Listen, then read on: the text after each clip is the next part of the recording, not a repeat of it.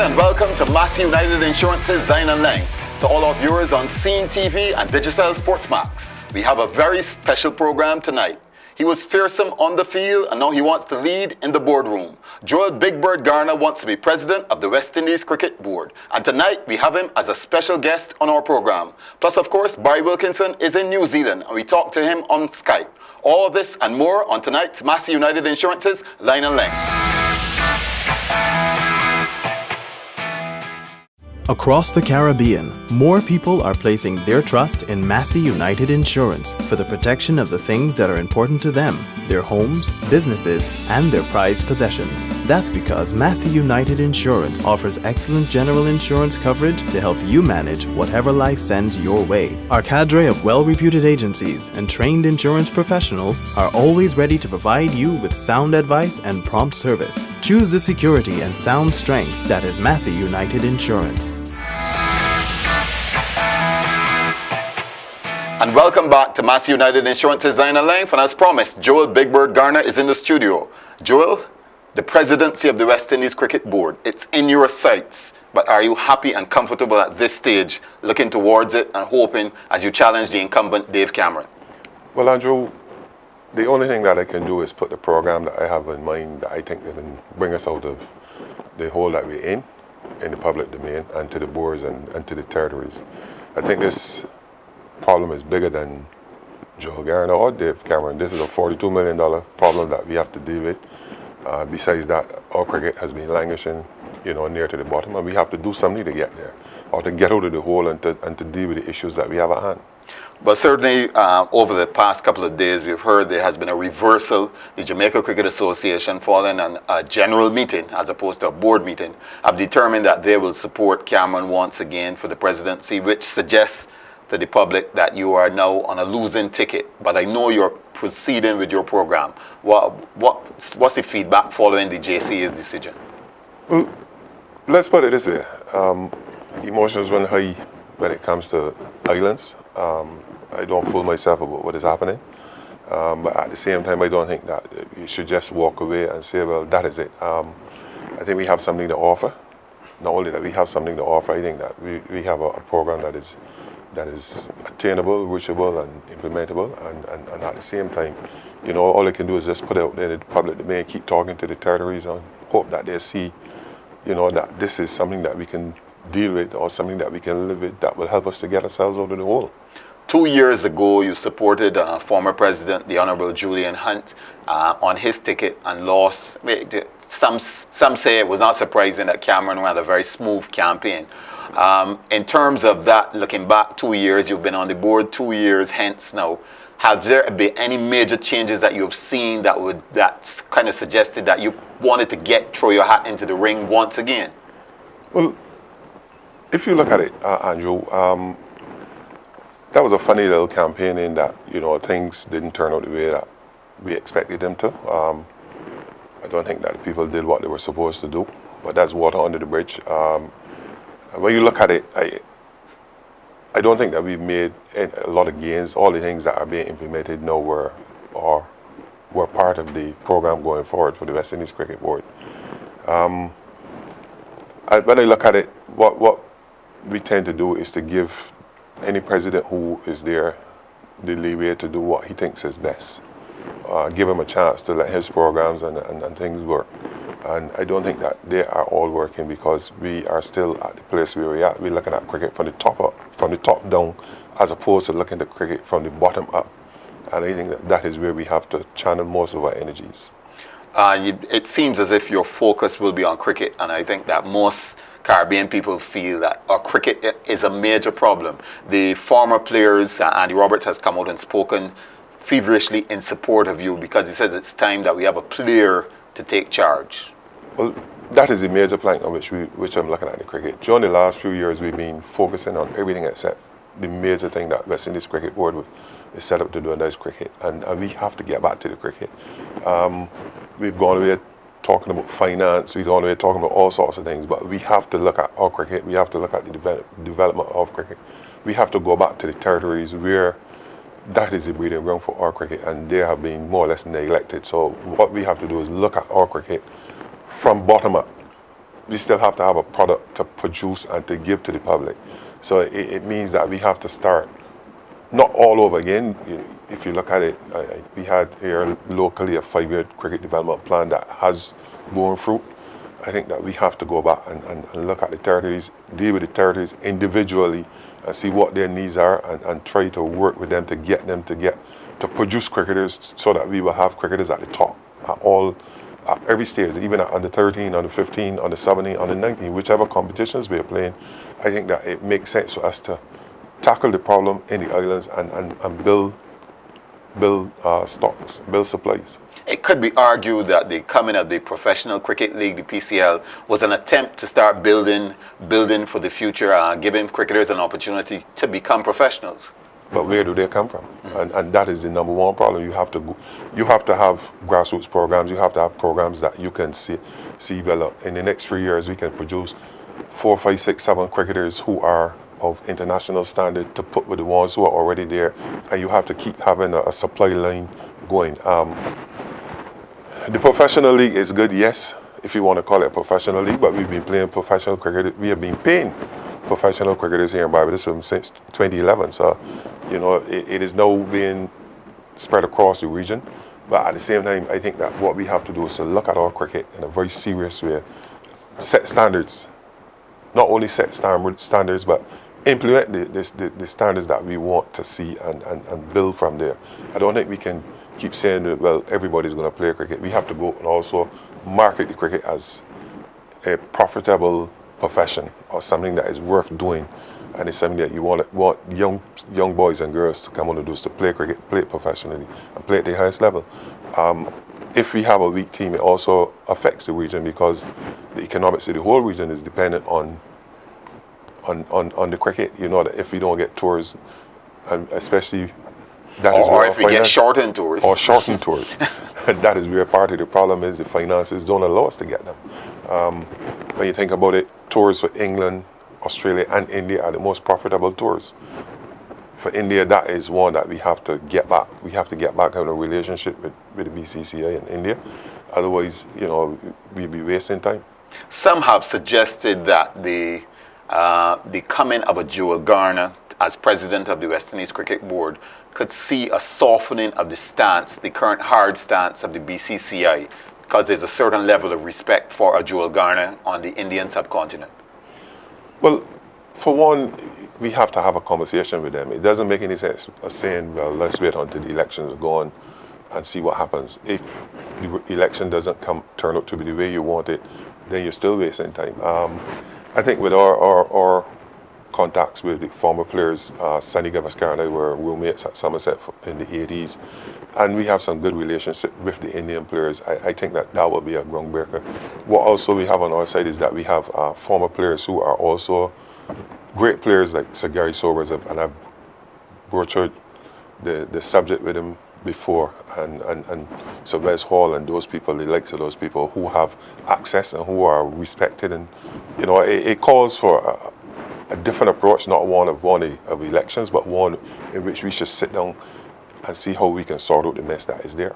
One would have thought, though, Joel, that type of activity would have taken place already. Well, we've spoken about it, but it has not happened. We've spoken about it at board level.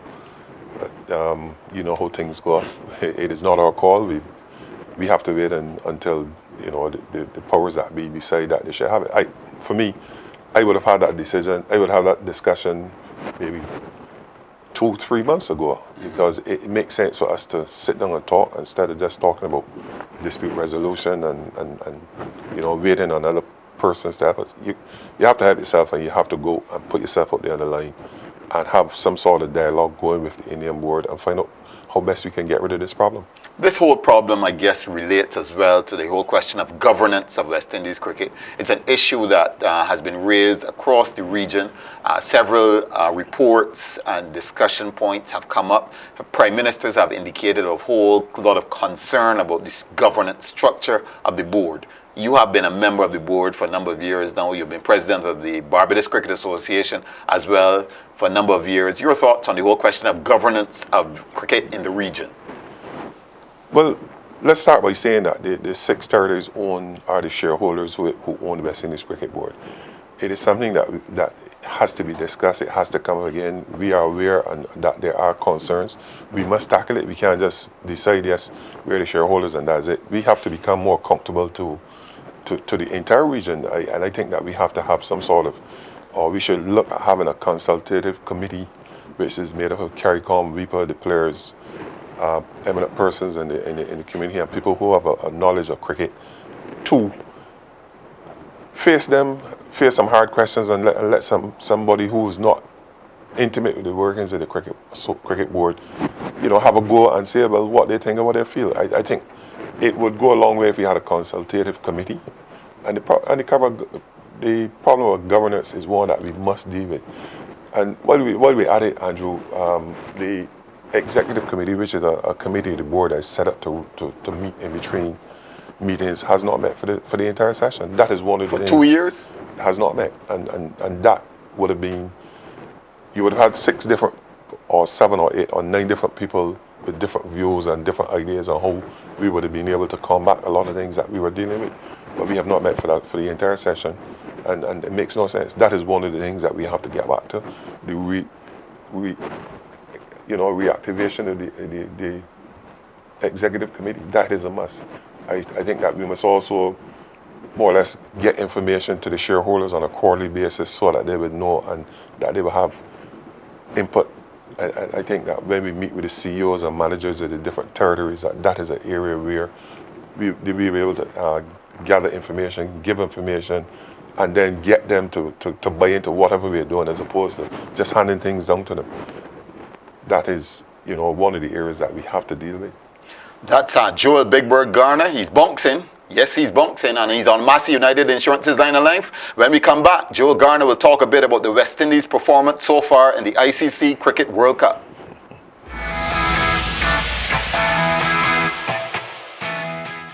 Across the Caribbean, more people are placing their trust in Massey United Insurance for the protection of the things that are important to them, their homes, businesses, and their prized possessions. That's because Massey United Insurance offers excellent general insurance coverage to help you manage whatever life sends your way. Our cadre of well-reputed agencies and trained insurance professionals are always ready to provide you with sound advice and prompt service. Choose the security and sound strength that is Massey United Insurance. And welcome back to Massey United Insurance's Line of Life. And still with us in the program is Joel Big Bird Garner, the man who wants to be president of the West Indies Cricket Board. The elections are in Jamaica on March the 7th. He'll be facing the incumbent, Dave Cameron. Joel, the whole question of governance is where we left off.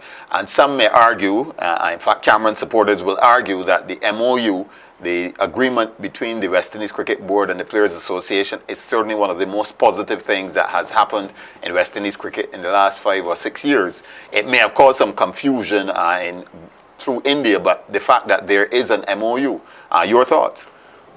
Well, the MOU was very generous to WIPA, and I don't think that a lot of the board members had sight of the MOU, before it was signed off on. So it was not discussed by the board? We had to ask questions about it when it came back in the October meeting. I think that is when we started asking for sight of it to see what it was, and I think that it's a little bit disheartening to know that we are entered into an agreement, which is good. Yes, we wanted to enter an agreement with WIPA. We want to have the players happy, but at the same time, one would have liked to have sight of it before we got to the point where we heard that there was an MOU.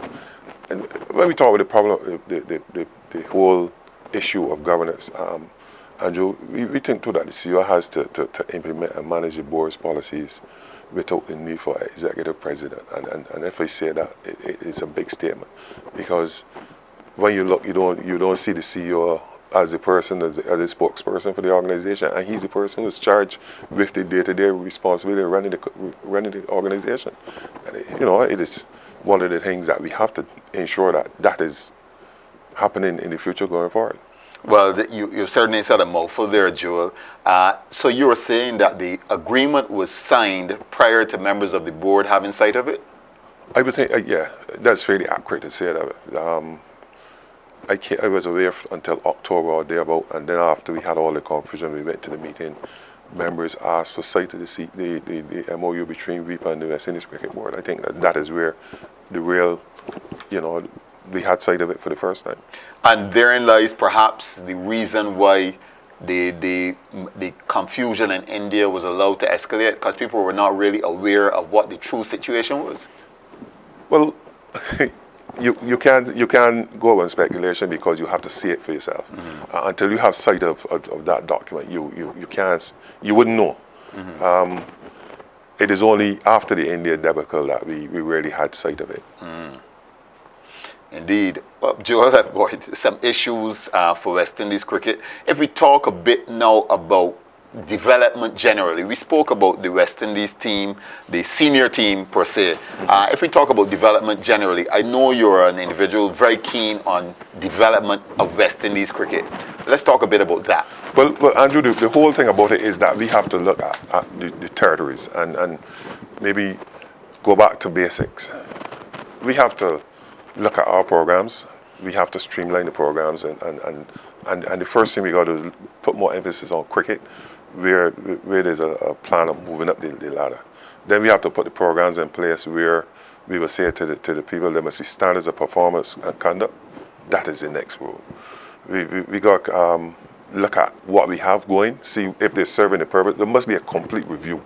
I'm not saying we're going to overturn everything.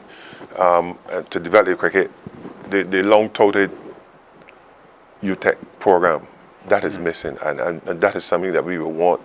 Right now we have maybe 90 cricketers who are on contract to the West Indies Cricket Board. What we would like to do is to have those 90 cricketers not only train as coaches, but to also put back into the schools as part of their program going forward, as part of what they do as players. The HPC. I understand it's gone now. Well, yeah. And that there's a role for the HPC where when you find that your players have problems or challenges with their play, I think that the HPC should be used more for remedial purposes and not just for tours. I think that it is something that we have to look at. It doesn't make any difference where it is, but I think that a lot of our coaches carry out practice sessions as opposed to coaching. And that is one of the areas that you would really look at. And when we go wrong, we must deal with our cricket, not only saying we want to produce good players. I think that we have enough expertise in the region.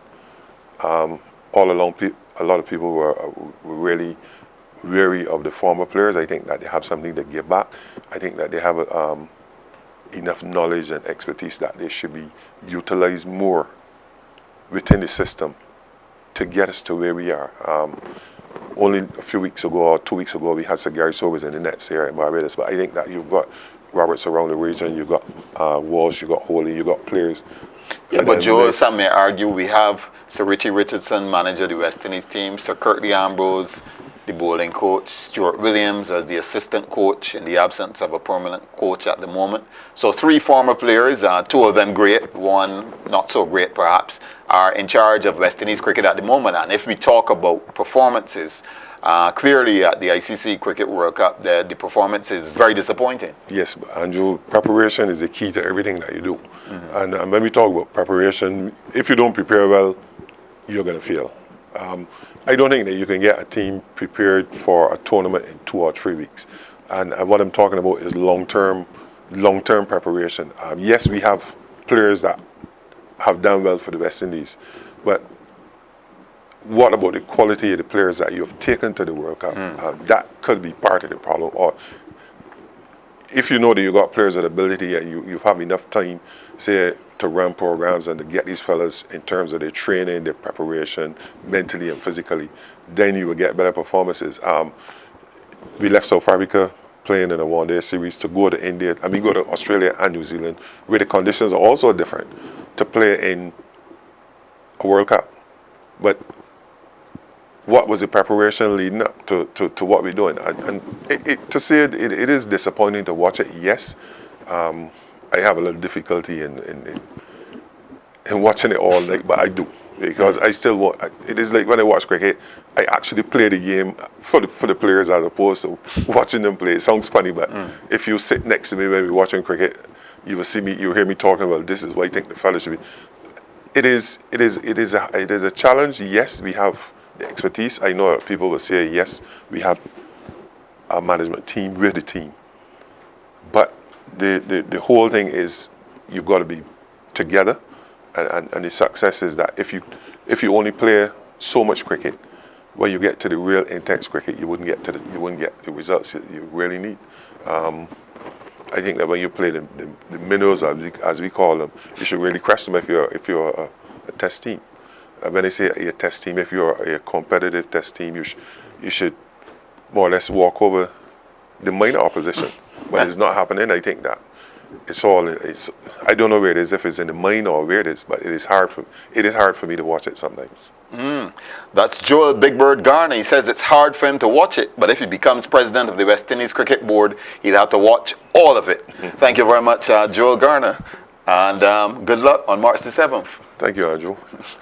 When we come back on Massey United Insurance's Line of Length, we go to Christchurch, not Christchurch, Barbados, Christchurch, New Zealand, and join Barry Wilkinson on Skype.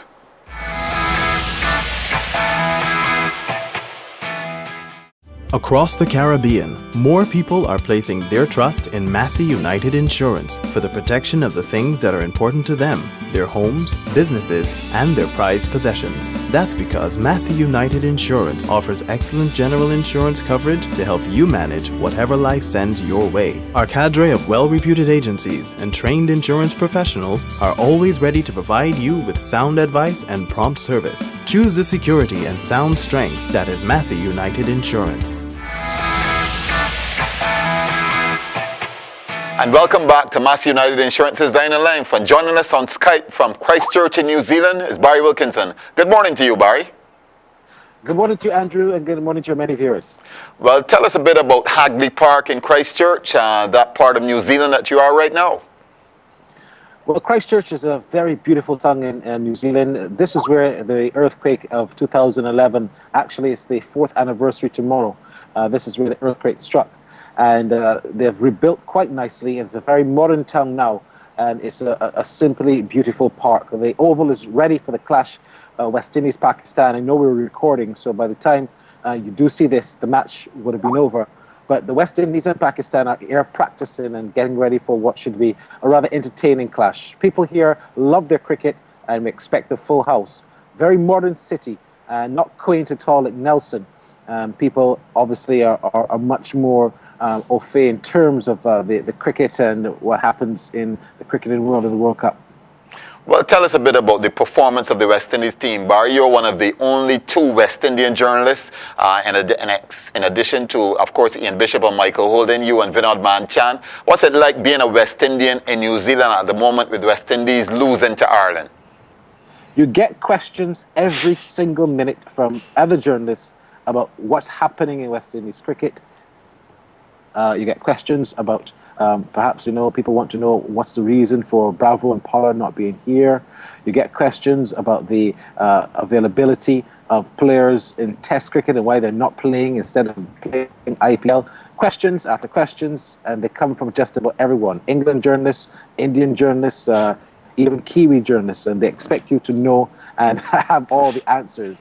So a lot of people are still very interested in West Indies cricket. The thing is, Andrew, is that people are very curious to know why we don't have our best available teams all the time. Well, it's a good question. I suppose Clive Lloyd, the chairman of selectors, is there, and I'm sure you're going to do a one-on-one with him at some point. We're aiming for that. Of course, Clive is very busy, but we are definitely aiming for that to tap into his brain to find out exactly what's happening inside the team.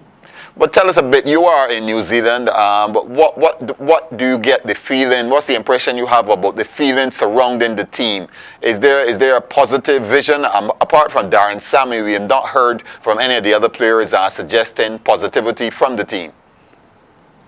There is a positive vision. The thing about it is I still get the impression that there's still that lingering spirit of absenteeism about Bravo and Pollard. So a lot of the team members, while they want to be positive, they still have it in the back of their minds that, look, we can't win this thing without Bravo and Pollard. And I think in the last match we saw that there was a lack of seniority coming through. And it meant that Jason Holder, who was then the captain, had to kind of lean on someone like a Darren Sammy for inspiration. And it was just too much for him. He was overwhelmed. He dropped catches. His bowling changes were not what they should have been. He did not look like the senior man out there. It looked like a freshman running a senior year. And I think that was a very sad aspect of how the other senior members of the team were unable to pull their own weight and help someone who was much more junior. That's what went really wrong. No one was able to lift the bowlers. No one was able to say to Jerome Taylor, you're bowling too short. Let's get it right. No one was able to get him to do it. And no one was able to say to Kemar, look, you seem to be struggling just a little bit. Perhaps you need to shorten your run. You know, it was like everyone out there playing for themselves, and that did not look good. Well, certainly we are hoping for the best. And before we move on to another topic, let's take a look quickly at the people's response to the World Cup. We've had our World Cup here in the Caribbean in 2007. You're only in New Zealand so far. What's the response been like? The crowds have been pretty good from what we've seen, but what's the feeling on the ground in Christchurch? A pretty good feeling. I would say, though, that some of the crowds have been disappointing. The West Indies-Ireland match was a very good crowd. But then the Zimbabwe United AE match was not. I'm waiting to see how things will turn out with West Indies Pakistan. There's a big Indian presence here in terms of the race. So I expect to have lots of Pakistani supporters here, more so than West Indian supporters. Not a lot of traveling West Indian supporters. Some have come across from the States to watch this tournament. I met a couple of them. But generally, the support has not what I thought it would have been for ICC Cricket World Cup. I say that only going to West Indies matches because when I watch on television the England games and Australia games, they're sold out. So I would have to perhaps see a bit more in Australia when we do go there next week. What are the facilities in Christchurch and Nelson in terms of arrangements for the media, et cetera, et cetera? Brilliant. Absolutely brilliant. No problems at all where facilities are concerned. Very good media centers, very good internet facilities for sending video, sending audio. There's no problems at all where facilities are concerned. Everything is very well organized. That's an aspect that is not harrowing at all for this tournament. Well, Barry, I know you're getting ready to watch another game at Hagley Park, and we're certainly looking forward to hearing from you next week when you would be in Australia, I believe.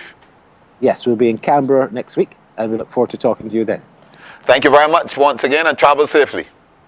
I will do.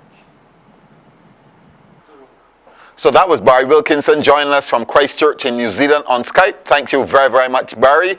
And next week, we'll have Baldaf Mahabir on Massey United Insurance's Dine and Life as we continue to talk about the presidency of the West Indies Cricket Board and West Indies cricket. Good evening.